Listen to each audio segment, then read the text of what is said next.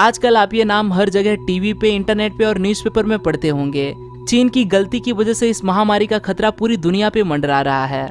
इसका फैलाव इतना तेज है कि अगले 3 से 5 साल में दुनिया की आधी आबादी को अपनी चपेट में लेने का दमखम रखता है। क्या आप जानते हैं कि इस दुनिया में आज तक की सबसे खतरनाक वायरसेस के द्वारा फैलाई महामारियां कौन सी हैं और इनमें मरे लोगों की संख्या कितनी है?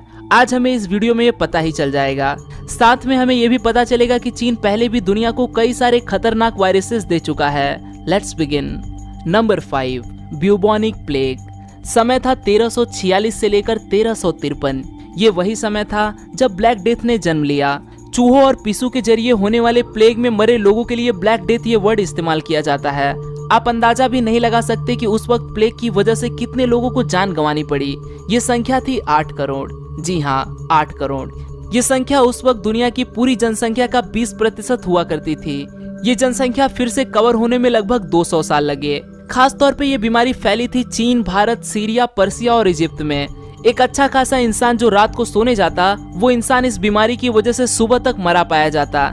इसका खौफ इतना था कि लोग किसी भी चीज को छूने तक को भी घबराते थे। डॉक्टर पेशेंट को हाथ नहीं लगाते। दुकानदार ने सामान बेचना बंद कर दिया। ये बीमारी बहुत तेजी से हवा के जरिए फैला करती थी। इसके शिकार सिर्फ इंसान ही नहीं बल्कि जानवर भी हो चुके थे। Number 4, 1918 influenza pandemic. 1918 से 20 में फैले H1N1 इन्फ्लुएंजा वायरस ने लगभग दुनिया की 1/3 आबादी को अपने चपेट में ले लिया था। सही सुना आपने, 1/3 आबादी। 50 करोड़ लोग इस बीमारी से ग्रस्त थे। इस महामारी के फैलते ही 6 महीने के अंदर अंदर 2.5 करोड़ लोगों की मौत हो गई और 2 साल में 10 करोड़। ये संख्या उस वक्त के कुल जनसंख्या से 3 से 5% इतना ज्यादा थी। आम इन्फ्लुएंजा और 1918 में आए इन्फ्लुएंजा पैंडेमिक में फर्क ये था कि आम इन्फ्लुएंजा पहले बीमार और कमजोर लोगों पे अटैक करता है, लेकिन इस महामारी ने हट्टे कट्टे लोगों को भी अपना निशाना बनाया। इसे स्पेनिश फ्लू भी कहा जाता था। छींकने से इसका फैलाव हुआ करता था।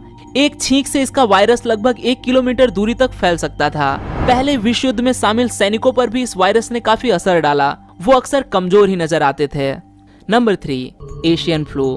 जैसे आज कोरोना वायरस की शुरुआत चीन से हो रही है, वैसे ही 1956 में जिस एशियन फ्लू की वजह से 20 लाख लोगों की जान गंवानी पड़ी थी, उसकी शुरुआत भी चाइना से ही हुई थी। आज जैसे चाइना ही कोरोना वायरस के पीछे का जिम्मेदार है, वैसे ही इस वायरस के पीछे भी चाइना की ही गलती थी। चीन में जंगली बतख और पुराने काल के मानवीय अवशेषों को मिलाकर जेनेटिक मॉडिफिकेशन किया जा रहा था। इसी से पैदा हुए इस वायरस ने हाहाकार मचा दिया। सिंगापुर और अमेरिका जैसे देशों को इस वायरस ने अपने चपेट में ले लिया। अमेरिका में लगभग 70,000 लोग इस बीमारी से मारे गए। H2N2 इस वायरस के जरिए फैली इस बीमारी के भय में पूरी दुनिया आ चुकी थी। WHO के किए फाइनल काउंट में पता चला कि 20 लाख लोगों ने इस बीमारी की वजह से दम तोड़ दिया है। Number 2, 1899 to 1923 cholera pandemic. इसे 6th कॉलेरा महामारी भी कही जाती है। भारत में शुरू हुई इस महामारी ने 8 लाख से भी ज्यादा लोगों की जान ले ली थी। यहाँ से ये बीमारी middle east, north Africa, eastern Europe और रसिया में भी फैल गई। लियोनार्ड रॉजर्स के अनुसार इस महामारी की शुरुआत हरिद्वार के कुंभ मेले में हुई थी। पानी में पाए जाने वाले कोलेरा इस वायरस के कारण कोलेरा फैलता है। ये शरीर में पानी की मात्रा काफी कम कर देता है और इंसान की डिहाइड्रेशन की वजह से मौत हो जाती है। अमेरिका में दस्तक दी कोलेरा की ये आखिरी महामारी थी, जहां सिर्फ इस महामारी से 11 लोगों की मौत हुई। अमेरिकन सरकार ने पिछली गलतियों से सीख लेके इसे अच्छे से हैंडल किया और ये बीमारी हमेशा के लिए वहां से गायब हो गई। लेकिन आज भी ये बीमारी हमारे देश में पाई जाती है। आज भी सालाना 5000 हैजा के केसेस भारत में पाए जाते हैं। Number 1, the 1968 Hong Kong flu pandemic. इस महामारी की भी शुरुआत चीन में ही हुई थी।